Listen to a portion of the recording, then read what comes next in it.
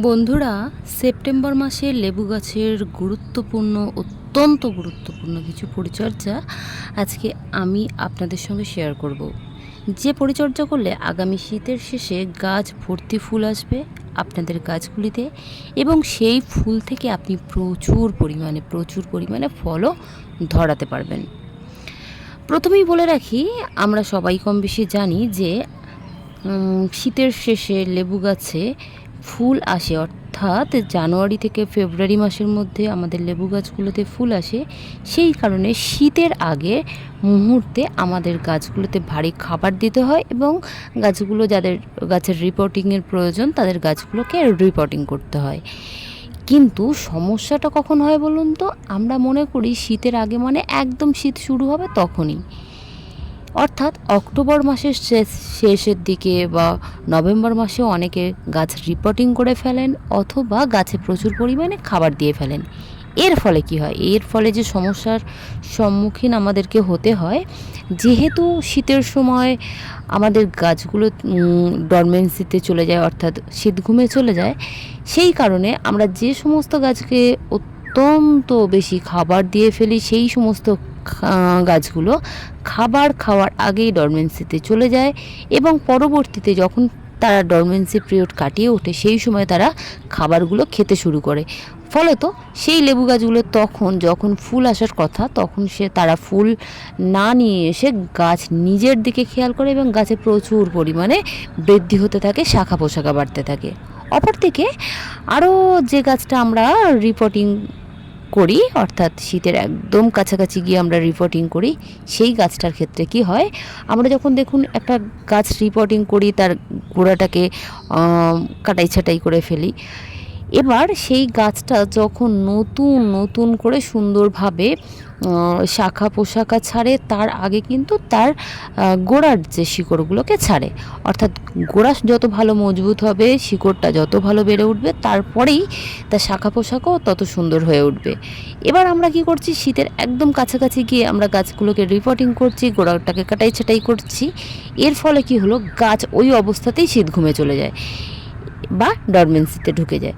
এবার শীতের পরে যেহেতু লেবু গাছ অত্যন্ত হাডি গাছ, খুব একটা নষ্ট হতে চায় না, সেই কারণে দেখবেন শীতের শেষে আপনার গাছে খুব সুন্দরভাবে ফুল আসলো, ফুলগুলো ছোট ছোট গুটি ধরবে, তখন গাছটা হঠাৎ করে দেখবেন একদিন শুকিয়ে যাচ্ছে, বা আপনার সেই গাছটা আটাঝরা রোগ লক্ষণ করবেন, বা অথবা দেখবেন যে আপনার সেই সুন্দর লেবু গাছ ভরে ফুল হয়েছে, সেই গাছটা হঠাৎ করে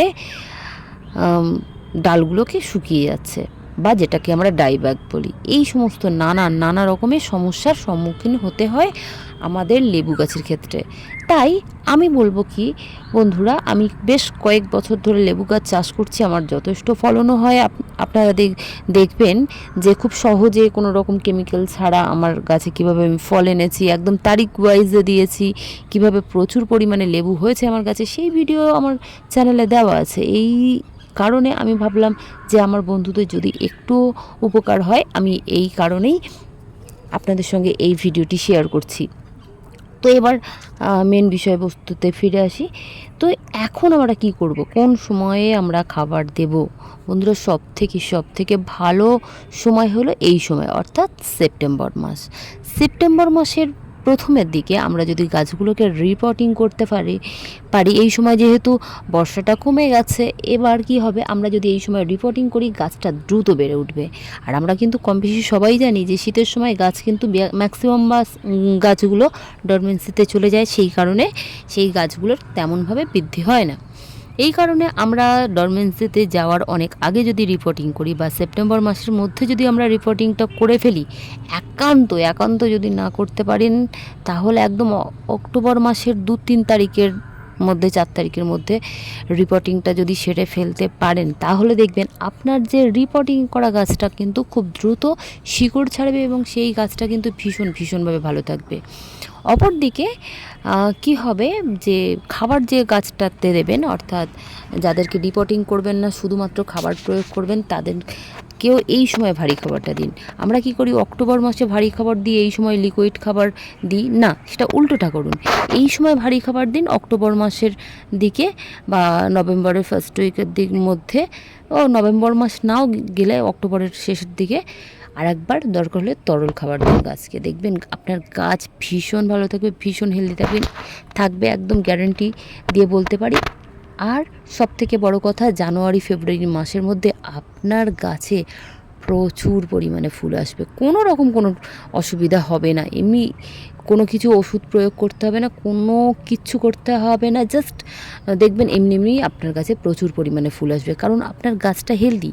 আর যখনই আমরা গাছ হেলদি করতে পারবো তখন ফলের চিন্তা করতে হবে না, ফল কিন্তু অটোমেটিক্যালি ফুল আসবে, অটোমেটিক্যালি ফল ধরবে এবং সেই ফলের সাইজও কিন্তু অনেকটা বড় হবে।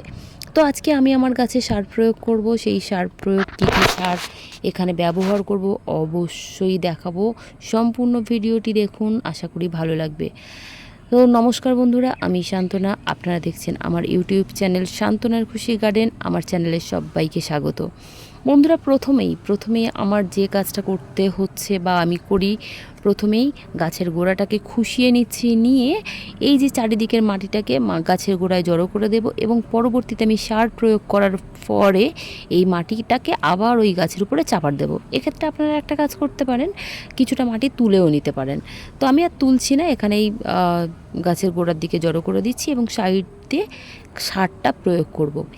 এইবার একটা কথা, আমি এখানে যে সারগুলো প্রয়োগ করব সেই সমস্ত সারগুলোই যে আপনাদেরকে প্রয়োগ করতে হবে এমনটা না, আপনাদের কাছে যে সার অ্যাভেলেবেল আছে সেটাই করুন। কিন্তু আমি বলবো কি, একটু জৈব সার বেশি দিন, কারণ জৈব সার কিন্তু লেবু গাছ ভীষণভাবে পছন্দ করে।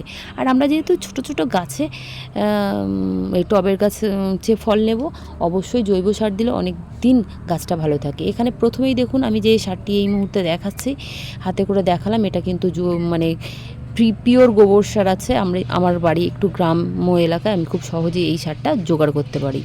তো তারপরে অল্প করে সর্ষের খোল দিলাম। এখানে সর্ষের খোল আমরা আরও 15 দিন পরে লিকুইড হিসেবে ব্যবহার করতে পারতাম, কিন্তু যেহেতু অনেক দিন আমার গাছে কোনো রকম কোনো খাবার পড়েনি, অর্থাৎ যেহেতু বর্ষা গিয়েছে, তাই কোনো রকম কোনো সার দেওয়া হয়নি, তাই সর্ষের খোলটাও আমি এখানে অল্প করে অ্যাড করলাম।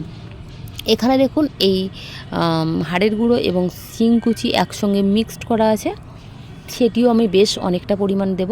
বন্ধুরা, আমি এখানে অনেকটা সার করছি কারণ আমার অনেকগুলো গাছ আছে, লেবু গাছও অনেকগুলো আছে এবং অন্যান্য বড় গাছ আছে, তো সেই গাছেও আমি এখানে সার প্রয়োগ করব। তাই একেবারে সারটাকে আমি বানিয়ে নিচ্ছি, কারণ বারে বারে দেখুন সার বানানো আমার পক্ষে সম্ভব না।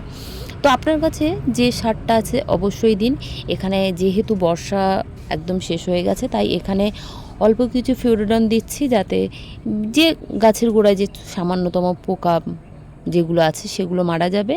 আর যেহেতু পরে আমাদের গাছের ডরমেন্সিতে ঢুকবে, তার আগে আমি গাছটাকে হেলদি রাখতে চাইছি, তাই কোনো রকম পোকামাকড় রাখবো না।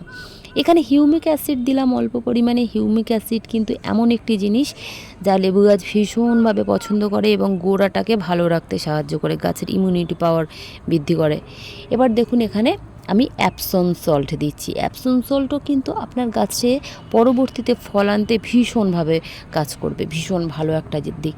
বন্ধুরা, এগুলো যদি আপনার কাছে না থাকে দেবেন না, যতগুলো আছে সেগুলোই দিন। অল্প করে লাল পটাশ দিলাম লাল পটাশ দিলাম।